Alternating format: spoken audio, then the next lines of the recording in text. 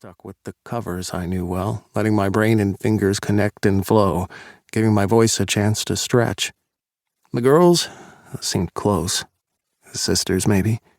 They laughed and smiled a lot, and the smaller one practically glowed. Her hair was wild, and she talked with her hands, waving them around, touching the other girl on the arm. She bounced on her stool and looked completely at ease in the mass of people around her. She shone with clarity. She was happiness and light. A little voice inside me told me she looked like hope.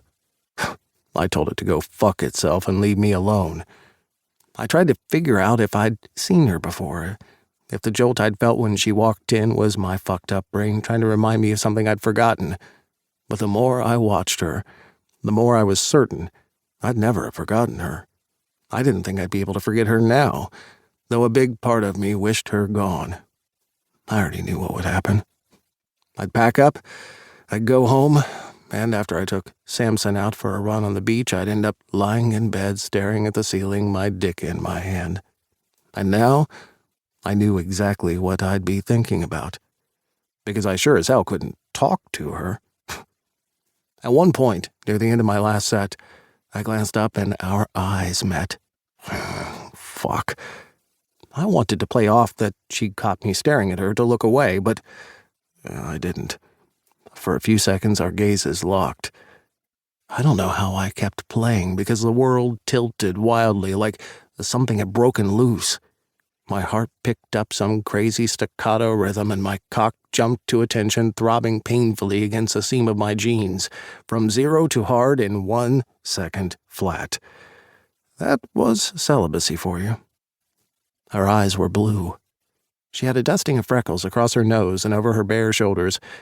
She was wild-looking and gorgeous, like some kind of imaginary woodland nymph. And whatever she is, she's the last thing I need right now.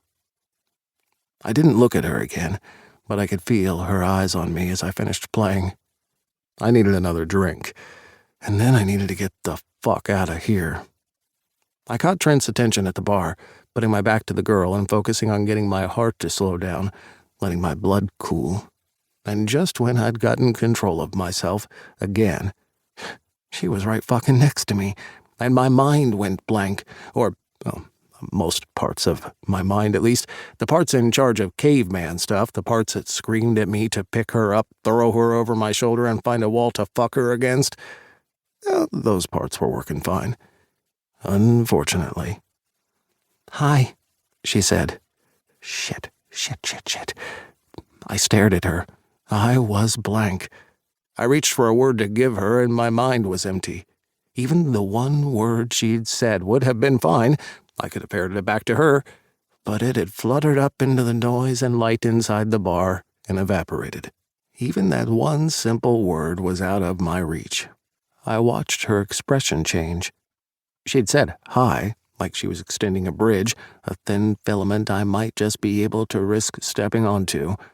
But as she waited for me to return her greeting, to say fucking anything at all, the bridge dissolved, and her face closed up.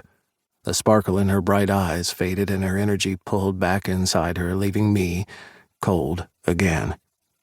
A mixture of fear and surprise replaced the glow on her face, and I felt both guilty and monstrous as I watched what it did to her. She let other words fall between us. Nonsense, really. I'd made her uncomfortable, unhappy, and I already knew she was a girl I never wanted to see unhappy. Finally, she turned around and went back to her table, pulled the other girl toward the door, and disappeared into the night beyond.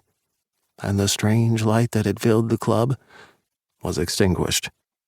"Doing okay, man?" Trent was in front of me, his dark eyes concerned. I nodded. "Done. No," I managed, hating the sound of my voice as I struggled to be heard. His easy grin appeared and he nodded. "Sure, dude. I'll see you back at home. You slayed it. You always do, man." Trent and I had been friends for years. We'd played soccer together at school, been recruits together when we'd both joined the fire department, and we'd been in the same company at the station. He was the reason I was a firefighter.